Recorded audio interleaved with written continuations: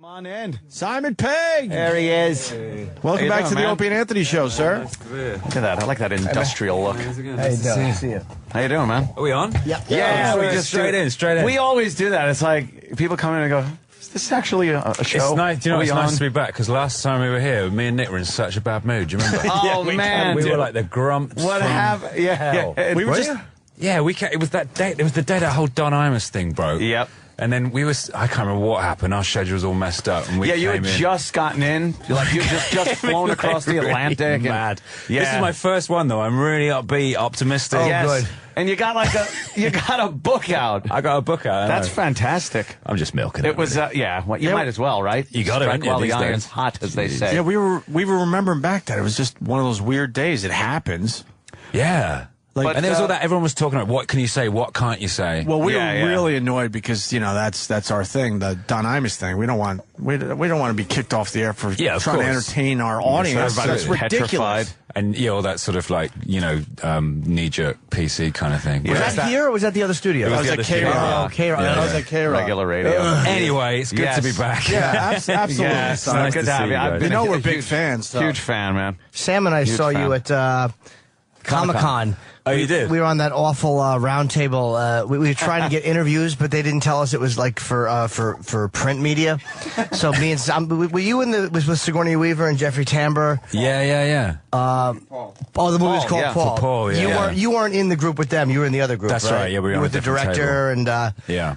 You know, it was so awkward trying to hold a microphone and get the answers for radio. It was fucking humiliating. But you were very nice. It happens. I'm glad. The book looks great because this is like, we've kind of watched what you've done over the years, and of course, Shaun of the Dead was the real break open. Like, we know who Simon Pegg is, Right. and, like internationally. And now, in just a few short years, I'm perusing through this book, and you're working with the likes of Spielberg and Lucas. Who knew? And now growing up, as you were a big fan of Star Wars and science fiction massive. and whatnot. I mean, in England we have this bizarre situation whereby in Britain we have this huge country in America which speaks our language, which has all this stuff, cool stuff. So we look at America from this little island. Yeah. There's hundreds of times bigger than we are, but it speaks the same language, and we get all this stuff. And so we're in awe of it, really, growing up. I was, Yeah, absolutely. And then to meet these guys, and work with them has to be crazy. Has to be any misconceptions?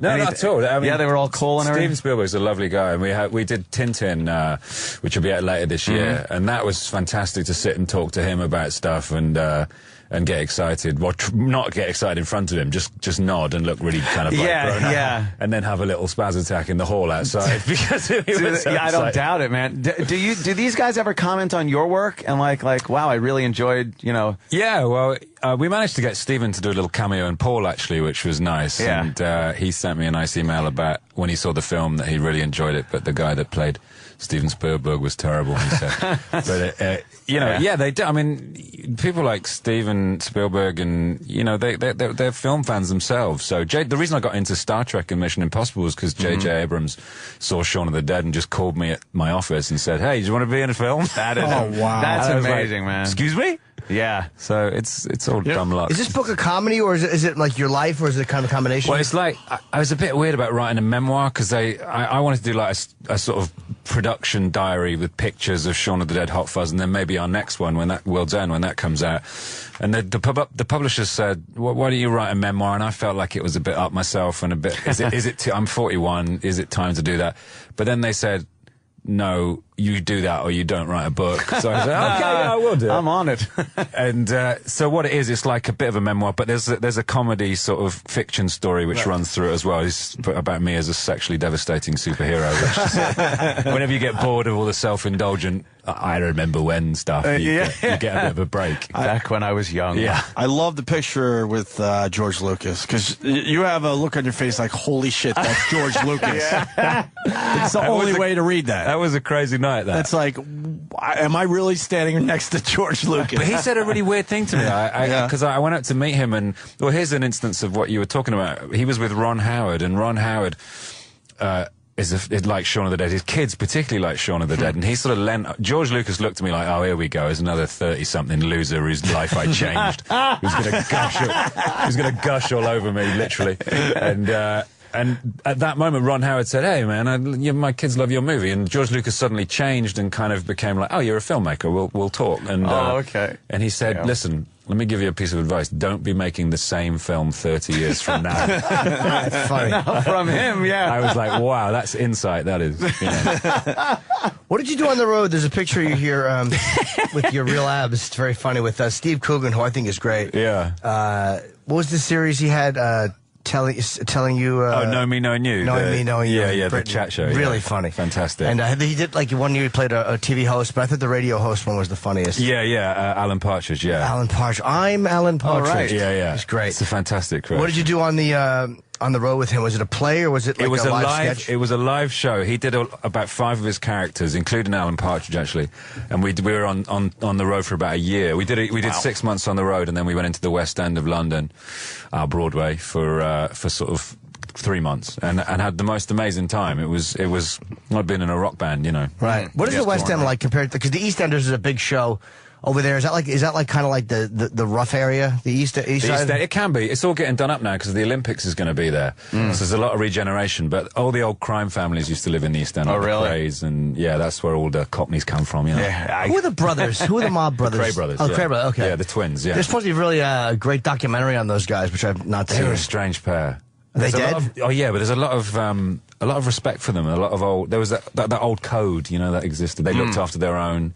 They were brutal, you know, but they loved their mum, and that's the main thing, isn't it? Yeah. Church on Sundays, love your mother, Exactly. cut your best friend's throat because he fucking laid on the vig. So, Exactly. were they Italians? Were they like mafia, like here mafia, or No, they were just East End boys. You know? They were sort of. The Cockneys, as you know, well, they're people that are born within the size of Bow Bells, which is a church. East Londoners aren't necessarily Cockneys, but they are. There's a lot of. It was a big working class area. There was a lot of, sort of community there, and they.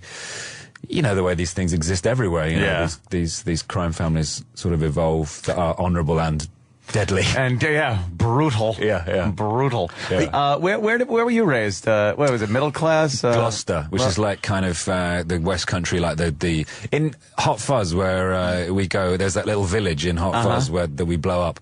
Yeah, I grew up somewhere like that. Somewhere like that. Yeah. So was it hard to get into filmmaking? Being like, I know the island is relatively small. Yeah. But being out in what looked like the middle of nowhere. If it's something... Well, I guess I moved. I went to college in Bristol, which is a bigger city, and then I became a stand-up comic. And to be a stand-up in the same way that you may have to move to New York or LA or Chicago, whatever. You have to move to London. So then I moved to London and I was doing stand-up, and then I was starting to write for TV. Then I got a sitcom, and then after the sitcom, which was Spaced, me and Edgar Wright filmed a scene in that when we were killing zombies. Yeah. And we thought, hey, we should make a film like that. That would be great to do that for 3 months. And that was Shaun of the Dead. Yeah. Then bang, you make a little movie and someone sees it over here, then J.J. Abrams calls you, and next thing you know, you're Scotty. You're in Star Trek. Yeah. How did that feel, like getting the call to be... Oh, it was nuts. I mean, obviously you probably were a Star Trek fan, being a sci-fi fan. Yeah. And then to play the role of Scotty is... It was mental. I honestly, huge. I think JJ had been cast in the movie. He'd seen a few people for Scotty, not found someone at that point, and then just thought, oh, I'll ask Pegg. And I literally got an email saying, like, quite exasperated, saying, do you want to play Scotty? I was like, what do you got? What do you mean? We drop everything and... Well, I didn't. I kind of was like, I felt like it was too much to say, like, yeah. I kind of went, I don't know, what shall I do? And then he said, look, the worst thing that can happen is every couple of years we get to have fun in space. And I thought, that's the best argument I've ever heard. They're obviously making a sequel. I think this year, I hope. Yeah. The first, that one was amazing. I mean, the whole idea to be able to take the characters that everyone knew, was familiar with, and then replace them. Like, it was the perfect time, because years ago you couldn't do that. People would not buy the concept of changing, Shatner and Leonard Nimoy. Yeah. But the way that JJ did it is an amazing idea. I genuinely think it was a stroke of genius. Just because, and the very fact that Leonard Nimoy was in it shows that nothing of old Star Trek didn't happen. It all happened. There's Spock. That's the Spock that did all that stuff. Yeah, yeah. Know. But they gave a way to work around that. It's clever. You know, hey, we could do all new adventures. Did Shatner say no? They asked him and he said no. He said nobody asked him, right? No, he said no one asked him. I think what happened was he kind of, I think he was offered like a cameo, but he wanted it to be slightly a little more than that. A little more than that. I don't know. I know that everything's fine. You know that William Shatner and Chris Pine have kind of met and stuff, and Shatner was very cool about it. And the great little homages to the original series too. If you were a huge fan of Star Trek, you picked up on so many little jokes and little things that were.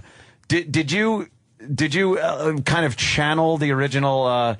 Scotty, well, weirdly, in what you were doing? I didn't want to sort of. I thought I can't go in there and do an impression of James Doohan because that would be doing him and the part a disservice. I've got to go in there and play Scotty. So I just kind of tried to take it off the page. But I was sat in the transporter room. The guy who sat next to me is Chris Doohan, who's James Doohan's son. Yeah. So I at least had some kind of connection. And I always would go over it with Chris and say, look, this is my take on it. And he was so nice. And everyone else, like, the other guys, they, apart from, of course, DeForest Kelley, who passed away as well, so Carl Urban couldn't meet his sort of counterpart, but everyone else had a little relationship. He did an amazing job. He did, didn't he? I mean, he came off like McCoy. Damn it, Jeremy! Yeah, did all that you totally pictured that as being McCoy. Yeah. And, I mean, getting Kirk's personality was great. Bones! Yeah, he just crossed his legs like he very femininely crosses his legs in there like Shatner did. But amazing. Can't wait for the second one. Me too. I'm very excited to get back. There are a bunch of really sickeningly good-looking children, and it's fun working with them.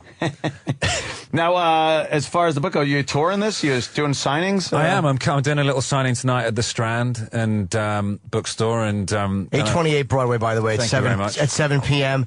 And you have interesting signings lined up. It's not just tonight here in New York, in Austin, which is for some reason I think you're going to have a massive turnout in Austin, Texas. It's a great town. It really is. I've only been there once, but I loved it. Wednesday, June 15th. That's this coming Wednesday at Book People at 7 p.m. and the address is 603 North Lamar Boulevard. And of course, L.A. would be Friday, so I guess that you have one day on and then one travel day. Yeah. Barnes and Noble at the Grove, 7 o'clock. That's 109 or 189 the Grove Drive. I can't read it. But just look for the Grove. Everyone knows what the Grove is. Yeah, there's one fucking Barnes & Noble in the Grove. If you're at 109 and you're in front of a deli, retard, you're in the wrong place. Go 80 stores up. I'm really excited to be doing the signing at the Strand Bookstore because I've had a Strand Bookstore T-shirt for like 10 years. Oh, really? Yeah. And it's another one of those moments where you wind up being somewhere that you've always kind of admired and kind of in the. What am I trying to say? In that world that you just kind of looked into growing up. Well, it's the same thing of being like a massive fan of E.T. and then having Steven Spielberg be in my movie.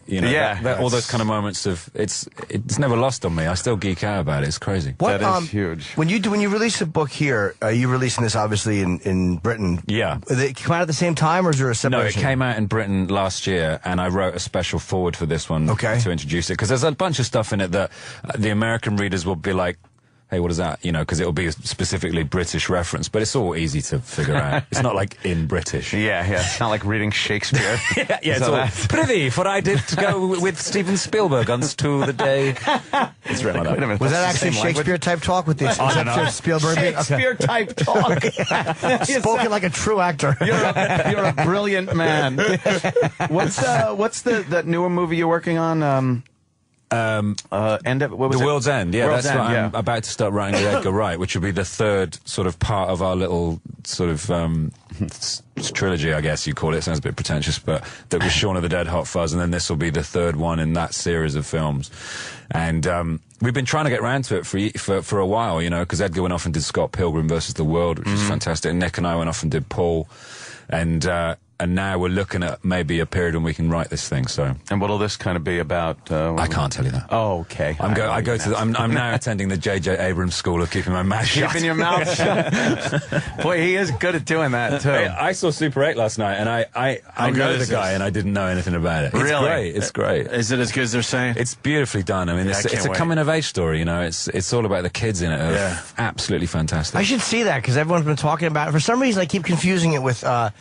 the Nick Cage movie, like what's the it, old 8mm? 8mm, right? Okay, I don't know why I keep thinking it's that. So different. I know. The Fellini movie, 8.5, of course. Yes. All the 8s. We should have an 8 festival. Or my favorite show. Oh fuck, what is it called? John and Kate plus 8. What a weird combination of film.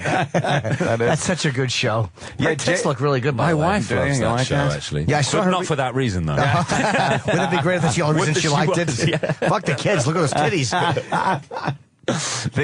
J.J. Abrams has a great way of keeping things under wraps, and I guess with obviously Lost, that had to be to be like paramount to just not let people know what was going to happen. I was a massive fan of that show, and on set of Star Trek, we'd be working together, and I'd say, "What's happening? Then tell me what's going to happen." It just wouldn't. Yeah, he just wouldn't say that. Even jokingly, he was like, "No." Yeah, not telling you anything. He's just like talking and to a no wall. one knew. That really that show got such a huge audience. It was great. Yeah, everybody tuning in, trying to figure out what the hell was going on. Nice contentious end as well. It really pissed a lot of people off. Did it really? Off. Yeah. Now, do you like that? The Sopranos ending and stuff. How do you feel about endings like that, where it's like, you could wrap things up and just be like, or you could be like, son of a bitch. Yeah. You're looking at the credits, just going, wait, what? I liked it. I just thought, well, whatever it was going to be, it was going to be a bit of a letdown because it's the end of like 6 years of television.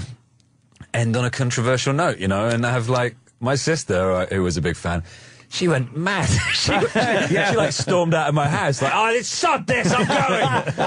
What didn't she? I liked the scene with Christian and Jack and the kind of explaining that. Oh, that explained a lot of what season 6 was. Yeah. Although I hated a lot of season 6, I just thought that they didn't put the writing effort in that they should have. Like, I just didn't like a lot. I didn't like the set. That stupid thing with the guy who had the weird speech impediment, the guy who looked like fucking Weird Al Yankovic. Who was that creep? It just got weird. I think the thing is, with TV in America, it's got to be one of the most difficult professions to work in because you might get cancelled next episode. Yeah. So you can't write with 6 years in mind. You have to write for the next episode. You've got to keep people coming back. And you chuck shit up in the air, and you don't know if you're going to catch it or not. And later on, you find you have to explain it. You think, oh, Jesus, what did that mean? They didn't know. They were just trying to keep people interested. Yeah. So to have to kind of explain it all at the end, it was too much to ask. I like the idea on British television, too, how it's not like you don't have to go 20 years with a series. Yeah. Like Gervais was brilliant with The Office. Skinny Gervais. Skinny Gervais. Yeah. Skinny Gervais. What the hell happened? He was great, though. It's like, here's a couple of seasons. Yeah. Really, like, you could just write at 1,000 miles an hour, all the funny in there. And I think he had another 2 in him, to be honest. Easily. I do, too, yeah. I think it could, I mean, the American show is proof that it could have run and run. And I get why Ricky did it, You got to kill your babies. Yeah, well. Coronation Street, in and out. In and out. Yeah. 35 years. No, it's 50. Is it 50 now? Years. 50 years. More than I do. Longest running show in history, obviously. 50 years. The same guy's still on it. We talked about that last week. Who's watching that? Bill Roach. He plays a character called Ken Barlow. He's been in it for 50 years. But I was saying that there was a gig. Wow. Do you know how tired he is of playing? He wants to play anybody but Ken Barlow. He just comes in and goes, "Oh, what?" His wrists squirting blood as he walks onto set. Oh, God, that does have to be a little... Well, do you watch it? My wife does. Does she like it? She loves it. I mean, Coronation Street is an institution, and it keeps it... It's good, It keeps it fun. It's not like... Is it like a soap opera would be here? It is a soap, but not in the same way American soaps. It's different. It's a little bit more... American soaps are very sort of like multi-camera, zooms, and they're a bit cheesy, and God love them, but they're a bit cheesy. Oh, yeah. Whereas it's a bit more gritty drama in the UK. I told you I saw the one scene where what's his name? Ken Barlow. Ken Barlow was yelling at his wife for cheating on him. But it wasn't a soap opera yell. He was really mad. This bitch cheated on him. It was fucking great. Soap operas are always with the dramatic turns, like close up. But this was a guy really being angry. It's very kitchen sink. It's good. I like American soaps though, when like they ask someone a question. It's like, "What were you doing out with Bob?" And the girl just she kind of looks at the camera and they fade to commercial. Yeah. But she's got to look all concerned for like that time between the question and by the time she fades out. So it's very awkward of just eyebrows moving and lips and you know, she bites her lip. The best one is the classic American soap opera move is when two people hug and you see the one person looking all happy and then the other person's looking, oh, I'm not sure about this. That's the fade to commercial there's moment. A problem. Yeah. I'm not in love with you. Yeah, you know, something's about to go down. Like, her and Bob were out. They're supposed to be Hummel shopping, but she was like chucking them off behind a dumpster. If Ken Barlow finds out, they're dead. It's all over. What, do you do any TV in England still? Not really anymore. No? It's one of those things that you kind of do have to choose at some point, just because if people can see you for free every night, they'll be a little less inclined to pay to see you at the cinema. So Makes sense. It's one of those things that you know. I remember I worked with David Schwimmer, and he was saying as much with Friends. You know, it's made them very wealthy and successful, but they all have to suffer that thing slightly of being on TBS every single night. So when they have a movie come out, people are like, well, I can see them at home for free. Yeah. That was Band of Brothers? Yeah, it was on Band of Brothers. Well, I've worked with him 3 times, actually. But he said, I'm going to be Ross for 20 years, and I've got no choice. But he was very philosophical about it, you know. Is Jennifer Aniston the only one, because I know I like this show that Matt LeBlanc did on Showtime, which I think they got a second... Pages, yeah. Yeah, I thought that was good, about the British couple that comes over and they get a gig on American TV, and the guy's such a twat, the guy that runs the network. And I think they got season 2, but it seems like they've all had trouble kind of grabbing. Yeah. Fucking Kudrow did the best shot of all of them, which was the comeback was it? Yeah. That was holy shit, was that great. It was Can I so just good. say that before we carry on? I love the way you Americans say twat. Twat, Yeah. or twat, yeah. Twat. So you guys, we both our nations possess skills at certain swear words. There are certain swear words that British people cannot say that Americans, MFer is the best American swear word. But the British say twat and the C word. Yeah, twat. Yeah. Oh, well, You could say it. We say Cunt's all twat and yours. cunt. But then again, Leonard Nimoy, nobody here knows who he is. We don't heard Never that. heard of him. We let that slide. that is funny. We did let that slide. I wanted to go to. I've never been over to Britain. I've always kind of wanted to go there, but I don't know if for stand up. Did you ever do stand up here? I don't think I did, actually. You should go over and do some stand-up. I've never done it there. I don't know if they would enjoy it or not, but it's like a... Oh, yeah, definitely. It's the same people, but it's a different I think they'd vibe. like you. I think. You'd find that thing, you go over and do a couple of gigs and get a sense of what they like. You'd be in there very quickly, because it's a cosmopolitan crowd, they'll get it. How about the Comedy Store? Is supposed to be a great room over there. Yeah, it's one of the oldest clubs, and it's real popular. Well, how long did you do stand-up? About 10 years. Oh, yeah, okay. So did you stop totally? It just became difficult. You got to stay match fit, haven't you? You got to keep doing it, because otherwise you lose your edge. And I was working so much filming that I wasn't getting it. Then I just felt. And then I did that year with Steve, and I was doing all characters, and I felt like I fell out of it. Do you know what I mean? You'd probably get back into it. You go out and make a lot of money on the road as people come out to see you, and you're a real comic. So a lot of guys do it after they've never done stand up, and it's like, it's always kind of shitty to see a guy that's never done comedy. Yeah. But if you're a legit comic, I think that about Ricky. To be honest, I think when you see Ricky do stand up, he has this amazing thing, because he's such a funny guy, and he is a brilliantly funny guy. But because he came new to stand up, he did it afterwards. He has the kind of the stance of like a new act. He's got that kind of slightly... Oh, wow, really? And yet he's got the material and the delivery of a pro. But it just takes actually doing it to lose that, I guess, awkward look on stage. And he's very natural on stage, Gervais. Like, as far as the way he speaks off stage and on camera is the way he speaks on stage, which was kind of fun to watch. Like, I was like, wow, all right, he's a great performer. I mean, he's not fucking awkward speaking, but you could tell he's new. Yeah. You forget, it's weird to see him being new. Cause I think that fucking David Brent, is the best character ever. Yeah, I take that over Archie Bunker. Hysterical. I really, the greatest of all time. And then to see him doing something new. I'm babbling, by the way. That's why I honestly think it was sad. I find that the fact that he stopped doing Brent was a tragedy, because then he did extras, which I didn't enjoy so much, because it felt like he was reining it in a bit. And he was holding it he back. He couldn't be free. I agree with you. I liked extras, but I did too. It's tough to watch that after But it was more seeing about The Office. it was more about the cameos. And he should have done extras first, and then it might have... Yeah. Because Brent's just like... I mean, it's unbelievable. Brilliant. It was hard to see in extras, because Andy Millman couldn't be as broken as David Brent was. Right. At least Andy Millman was in the business on some level, but David Brent was just an absolute zilch. Nothing worse than a guy who's desperately trying to be funny and isn't. You're just like, shut the fuck up. The genius was, you kind of, and this is the same with all characters like Bunker, like Faulty. You root for them. You think, please, just win once. Oh, yeah, don't do that. Don't do what I know you're going to do. Yeah. And then at the end of the Christmas special, when he's kind of getting on well with that girl and she likes him, and he tells his mate to Chris Finch, fuck off. Finchy, yeah. It's like you just go, yes, finally. It's brilliant. Yeah, he really stuck it to Finch. Yeah. Although Finch had a great line in one of the series, it was they did the worst office jokes.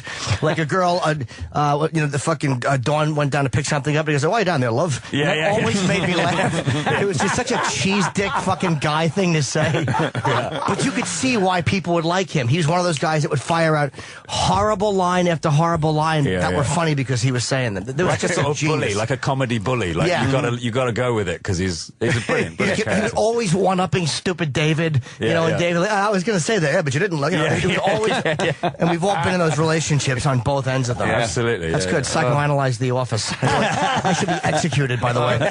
But Simon's book is called Nerd Do Well, and it's a real book. It's not like a fucking, like a lot of famous people write really small books. This is like a 350-page. This is a real book. I wrote it as well, which is rare for these kind of biographies. Yeah, I always look for a with on the bottom. With so-and-so. Whoever's with wrote it. I wrote every fucking word, I promise you. I would gather your artwork from when I was like 12. When you were a kid? That's a cool idea. That is cool. Look at you. And you're crazy your whole life. Simon has a hard out in 3 minutes. They said 9:25, so let me get the plugs out. Here in New York tonight at the Strand Bookstore, 7 o'clock. It's 828 Broadway, which I think is Lower Broadway, but just Google it. It's like near Union Square, I think. Oh, it is? Okay, so it's around 14th. So Wednesday, Austin, Texas, which, again, there's going to be lines in these places. Book People, 7 o'clock. It's 603 North Lamar Boulevard. And in L.A. this Friday, Barnes & Noble in the Grove, and it's either 109 or 189. Just, look for both. Thank you. Can't find it. You're an idiot. Simon, man, looking forward to reading the book, seeing you in Star Trek, any other things that you're doing over the years, man. Big fan. Out at the end of the year, which is going to be good. And I just did Mission Impossible Ghost Protocol, which is going to be holy shit awesome. It's directed by Brad Bird, did The Incredibles and Ratatouille and The Iron Giant. For his first live-action movie. So he's brought all that brilliance from those films to a big Tom Cruise movie. Did you go to the fucking... because I'm obsessed with Tom... I would love to know what the insurance is to get him on the fucking... On the Burj. I was up there with him. I swear to God. Really? He leant out. This is a building that is higher than some planes go. Yeah. Sure. He leant out and he looked back in at everyone with this big shit-eating grin on his face like, let's do this. I don't know how he does. Wow. The guy is a machine. It's hilarious. How was it being up there? Because he was... Not only did he go outside the observation deck... But for the promo shots, he was sitting on top of, as high as you can go on the building, on top of where I guess the radio tower part, just facing out. And he was bolted in. Yeah. But it's an impossible. There's no way you could get me to do it. I couldn't do it for any I wouldn't go within, I don't even have a problem with heights, and I wouldn't go 10 meters from the window. It was really, obviously the safety was locked down. Did you have anything, because I know it was him and who was the other guy, Jeremy Renner. Jeremy Renner. Did you have anything to do with the outside of the building or no? Yeah, we're all in that scene. That's an amazing sequence, and but I didn't have to go on out. Jeremy had to do a little hanging out. Yeah, he did, right? I didn't. What'd you have? Just stayed inside. No. I do like doing my own stunts and stuff, but that was just that was the limit. Yeah, it's going to be, it's coming back all guns blazing, this story. When's it out? Great. I think it's out towards Christmas. Oh, fuck. I cannot wait. I never cared about Mission Impossible. Right? Yeah. I cannot wait till this one comes out for that reason. It's going to be a lot of fun. Huge, man. Simon, thanks so much. Man. Thank you very much, buddy. For coming in. Thank you, man. So glad to be back and put my grumpy ghost to bed. Nah, you're sweater, man. We're all fans, man. The Virus. Sirius XM. This is the Opie and Anthony Show.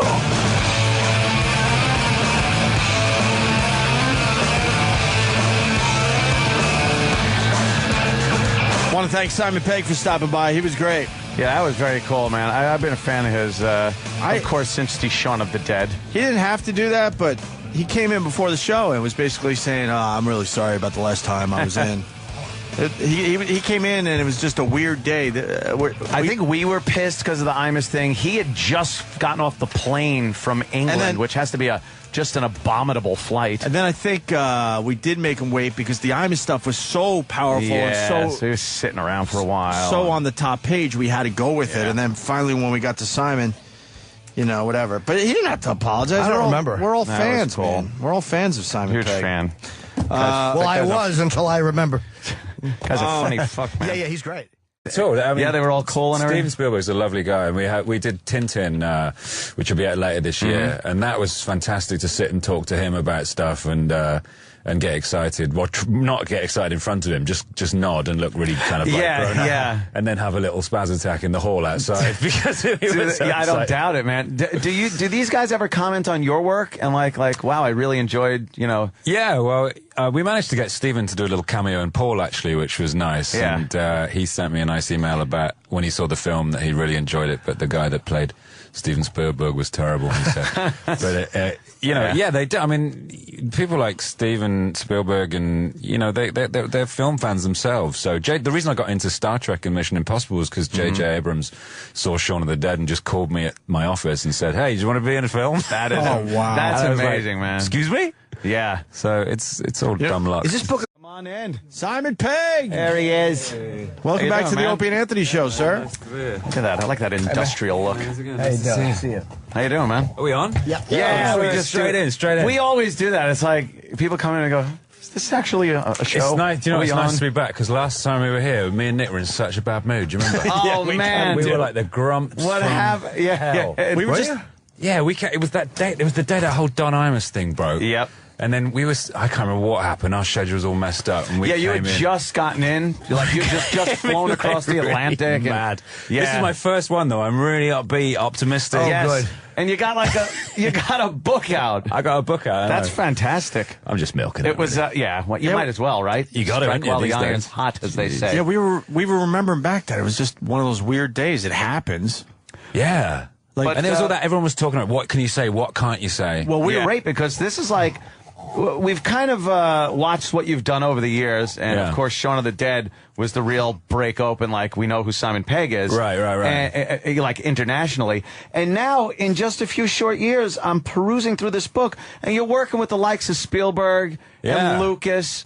Who knew? And now growing up, as you were a big fan of Star Wars and science fiction and whatnot. I mean, in England we have this bizarre situation whereby in Britain we have this huge country in America which speaks our language, which has all this stuff, cool stuff. So we look at America from this little island. Yeah. You know, there's hundreds of times bigger than we are, but it speaks the same language, and we get all this stuff. And so we're in awe of it, really, growing up. I was, Yeah, absolutely. And then to meet these guys, and work with them has to be crazy. Has to be any misconceptions. Is it a comedy, or is it like your life, or is it kind of a combination? Well, it's like I was a bit weird about writing a memoir because I wanted to do like a sort of production diary with pictures of Shaun of the Dead, Hot Fuzz, and then maybe our next one when that World's End when that comes out.